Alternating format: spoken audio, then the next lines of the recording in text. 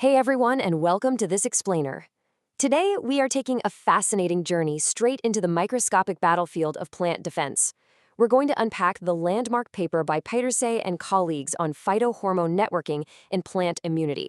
If you've ever wondered how a seemingly passive plant can orchestrate this highly sophisticated multi-layered defense system against a constant barrage of microscopic attackers, well, you are in the exact right place. We're going to take these incredibly complex plant-pathogen interactions and break them down into a structured, molecular tutorial. Let's get started. Here is our game plan. 1. Pathogens and attack strategies. 2. Layers of innate immunity. 3. Systemic acquired and induced resistance. 4. Core signaling with SA, J, and ET. And finally, 5. Complex crosstalk and networking.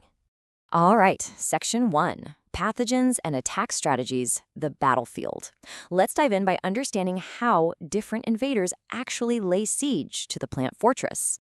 In plant pathology, we've got a fundamental rule of 3 when it comes to pathogen lifestyles.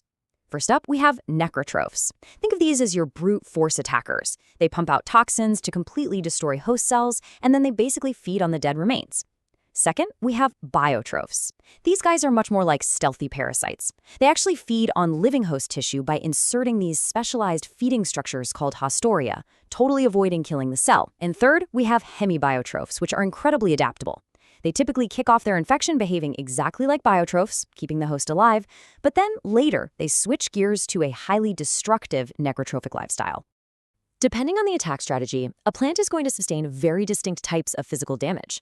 For instance, a leaf might show severe tissue destruction from a necrotroph, or maybe just localized spotting from a biotroph. The plant's survival absolutely depends on recognizing that specific type of damage.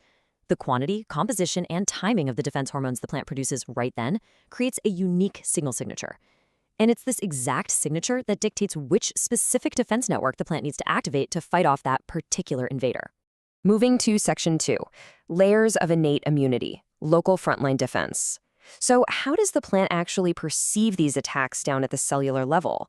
The plant immune system operates in a chronological progression. It's essentially the result of millions of years of an evolutionary arms race. Step 1 is PAMP-triggered immunity, or PTI. This is the primary response where the plant's surface receptors recognize really common microbial features, things like flagellin or chitin, and they sound the initial alarm. But, pathogens are smart. In Step 2, they deploy specific effector molecules to actively suppress this alarm, which leads to effector-triggered susceptibility, or ETS. In response to that, plants evolved Step 3, effector-triggered immunity, or ETI. This is where specialized plant R proteins directly recognize the pathogen's sneaky effectors, triggering a massive secondary immune response. And ETI perfectly illustrates the extreme measures a plant will take to survive. This secondary immune response often culminates in something known as the hypersensitive response. It is literally localized, programmed cell death right at the site of infection. Now, this is a fantastic defense strategy against biotrophs. By purposefully chilling its own cells, the plant starves the biotroph of the living tissue it desperately needs to survive.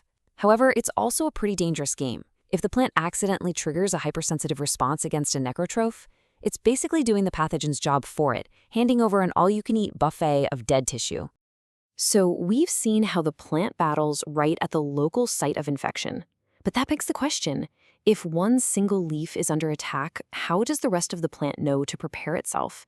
How do these local alarms translate to a whole plant defense? Section 3, systemic acquired and induced resistance, calling for reinforcements. Let's look at the highly effective mechanisms plants use to warn distal, uninfected tissues about an ongoing siege. We really need to draw a clear technical distinction between the two main types of systemic immunity. On one side, we have systemic acquired resistance, or SAR. SAR is triggered by a localized pathogen infection, and it relies heavily on the hormone salicylic acid, or SA. It actively turns on the expression of pathogenesis-related, or PR genes, throughout the entire plant, primarily to fight off biotrophic pathogens. On the flip side, we have induced systemic resistance, or ISR. Interestingly, this is triggered not by pathogens, but by beneficial microbes in the soil, like rhizobacteria. ISR depends on jasmonic acid and ethylene, JA and ET. And instead of actively turning on PR genes right out of the gate, ISR basically primes the plant's defenses. It makes them respond way faster and much stronger the moment a pathogen actually attacks. Which brings us to Section 4, core signaling, SA, JA, ET, the communication network. To really grasp how SAR and ISR function, we need to zoom all the way down into the molecular genetics. Since you're all PG students, this is the part where you really want to track how these hormones translate to actual gene expression. Our essential molecular nodes are these crucial downstream transcription factors and regulators. First up is NPR1. This is the master regulator and transducer of the salicylic acid signal. Simply put, without NPR1, SAR cannot happen. Next, we have ERF1 and ORA59. These are critical integrators that actually bridge the jasmonic acid and ethylene signaling pathways together. And finally, MYC2. This is a super fascinating transcription factor that differentially regulates specific branches of the jasmonic acid pathway, dynamically shifting depending on exactly what the plant needs at that moment. So we have these distinct pathways driven by SA, JA, and ET. Let's be real. A plant out in nature is rarely dealing with just one single threat at a time. So what happens when all these independent hormonal pathways literally collide within the cell? Section 5, Complex Crosstalk and Networking, Antagonism and Synergy. Welcome to the most complex and, frankly, the most elegant part of this explainer. Let's map out these dense relationships purposefully. First up, we see a major antagonistic interaction. Salicylic acid strongly suppresses jasmonic acid signaling. This trade-off occurs because NPR1, which we normally think of as just activating SA genes inside the nucleus, actually has a dual role. When NPR1 is hanging out in the cytosol, it actively blocks JA-responsive gene expression. Next, we have synergy. The plant defensin gene, PDF1.2, absolutely requires the simultaneous presence of both JA and ET, utilizing those ERF1 and ORE59 integrators we just talked about. Finally, we've got differential regulation driven by MyC2. When JA is present but ET is not, MyC2 turns on wound response genes like VSP2, but it actively represses the ERF branch genes. The plant is basically constantly crunching these inputs to tailor a highly precise defense. But remember that evolutionary arms race? Pathogens have evolved to aggressively manipulate this crosstalk for their own benefit. A really classic example here is the bacterial pathogen Pseudomonas syringae. It actually produces a phytotoxin called coronine, which acts as a molecular mimic of jasmonic acid. By injecting coronine right into the plant, the pathogen artificially triggers the JA pathway. And because of that antagonistic crosstalk we just went over, this massive spike in JA signaling forcefully suppresses the plant's salicylic acid defenses, which is incredibly clever because the SA pathway is exactly what would normally destroy the Pseudomonas. It is quite literally a microscopic hormonal hijacking. And that brings us to this incredibly powerful concluding quote from Peter C. et al. In an ecological context, this natural variation in pathway crosstalk might be instrumental in avoiding the decoy strategies that are used by the plant's enemies. This really hits home the idea that we can't look at these signaling networks as just static, boring maps in a textbook.